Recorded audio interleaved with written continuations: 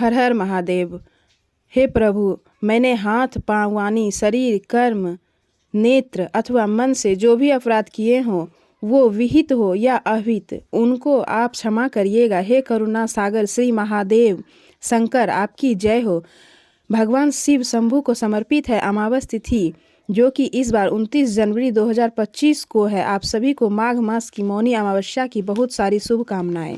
इस बार की अमावस्या तिथि कुछ खास है, क्योंकि अमावस्या माघ मास में आने वाली मौनी अमावस्या है, जिसका हमारे शास्त्र में अत्यंत महत्व बताया गया है। मौनी अमावस्या के दिन मौन धारण करने से एक विशेष ऊर्जा की प्राप्ति होती है। मौन रहने का तात्पर्य है कि मन में भगवान का चिंतन करना, ध्यान करना, भक्ति करना, और उनके साथ साथ मौन रहने का एक अर्थ यह भी होता है कि हम सिर्फ और सिर्फ भगवान श्री कृष्ण के विषय में चिंतन करें और उन्हीं के विषय में बात करें। मौन सिर्फ अपनी वाणी के द्वारा नहीं, अपितु अपने मन और चेतना द्वारा भी रखा जाता है। इससे व्यक्ति के हृदय में सकारात्मक का संचार होता है। मौनी अमावस्या के दिन तिल, तेल, गर्म कपड़े, सूखी लकड़ी, कंबल, जूते, भोजन इत्यादि सामग्रियों का दान देने का महत्व बताया गया है। इससे मनुष्य के पुण्य फल में वृद्धि होती है। तो चलिए, आज मौनी अमावस्या की विशेष पर्व पर हम एक पौराणिक कथा का श्रवण करते हैं। आइए आज की कथा आरंभ करते हैं। एक समय पियों के देवता यमराज ने सुना कि भगवान शंकर इस संसार के रक्षक हैं, इसलिए वे उनके पास गए। एकाग्रचित्त होकर उनकी स्तुति करने लगे।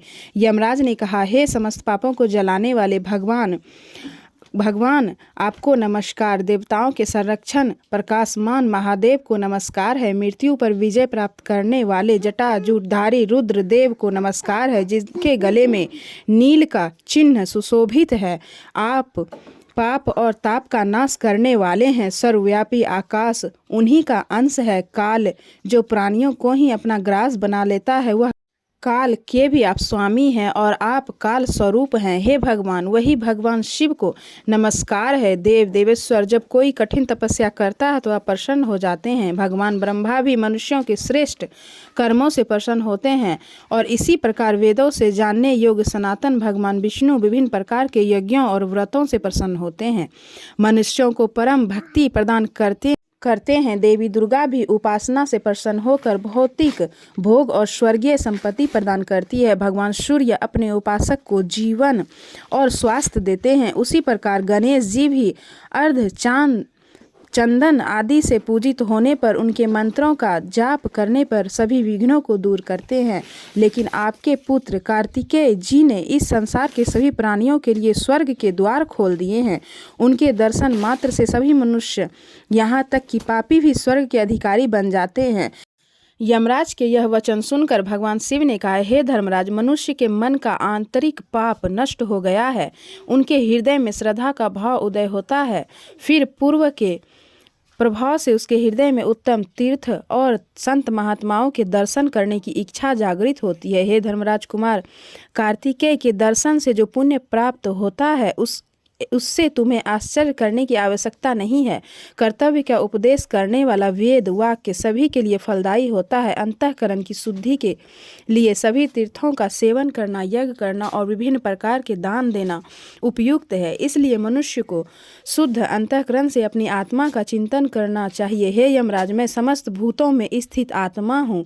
मैं स्थिर सत्तावादी सर्दी से मुक्त हूँ। मैं आत्मनिष्ठ नित्य युक्त और इच्छा रहित हूँ। मैं अचल काल्पनिक मतभेदों और विवादों से दूर, ज्ञेय, अनंत, स्वतंत्र और स्वयं प्रकाशमान हूँ। इसे ही वेता विद्वान ज्ञान कहते हैं।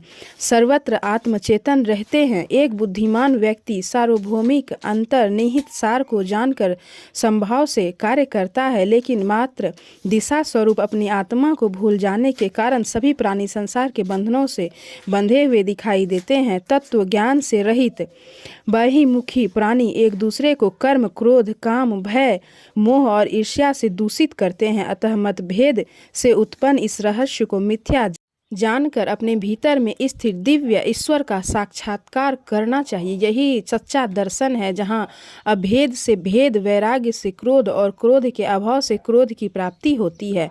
वह मेरा परम धाम है। शब्द अनंत है, क्योंकि यह एक वाक्य इंद्रिय क्रिया है, अतः यह परमार्थ वस्तु को प्रकाशित नहीं कर सकता। शब्द है जो क्रिया प्रधान धर्म की प्रेरणा देता है। संक्रियता और निर्वृत्ति और पूर्ण अवस्था जिसमें लुप्त हो जाती है, शाश्वत स्थिति उसी को माना जाता है। व्यवहार शून्य बोध स्वरूप अनासक्त निर्विकल्प इच्छा रहित वेद और आगम्य है।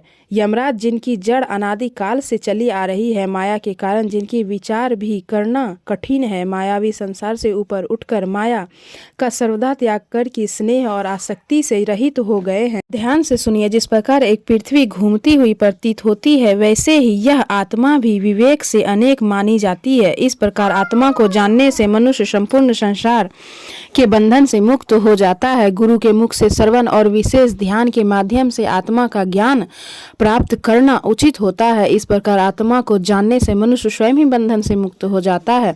यह समस्त संसार माया जाल है। ममता से संजोया हुआ यह महान संसार अनित्य है। ममता को दूर करने से अनायास ही संसार से मुक्ति मिल सकती है। इसलिए हे यमराज, आप सर्वदा सदैव प्रार्थना पूर्वक आत्म तत्व का चिंतन करें, परम भगवान श्री हरि की उपासना करें, यही मेरा आदेश है। इस प्रकार भगवान शंकर से उपदेश प्राप्त करके यमराज ज्ञानवान हो गए और आत्म स्वरूप में स्थित हो गए। परम भगवान श्री हरि की उपासना करने लगे। वे कर्म से समस्त जीव मात्र के शासक हैं।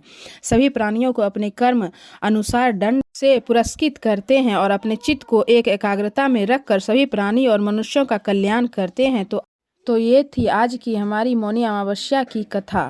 मौनी अमावस्या का यह पावन दिन एक ऐसा भी दिन है जब इस समय चल रहे महाकुंभ मेले में विशेष स्नान किया जाता है। इस पवित्र दिन के विषय में कहा जाता है कि जो भी मनुष्य माघ मास की मौनी अमावस्या के दिन पवित्र गंगा नदी में, यमुना नदी या फिर गंगा यमुना और सरस्वती नदी के पवित्र त्रिवेणी संगम प्रयागराज में स्नान करता है, वह न सिर्फ अपने पापों से मुक्त होता है अपितु सर्वोच्च मोक्ष की प्राप्ति करता है। तो आप लोगों को मौनी अमावस्या की बहुत सारी शुभकामनाएं। हर हर महादेव।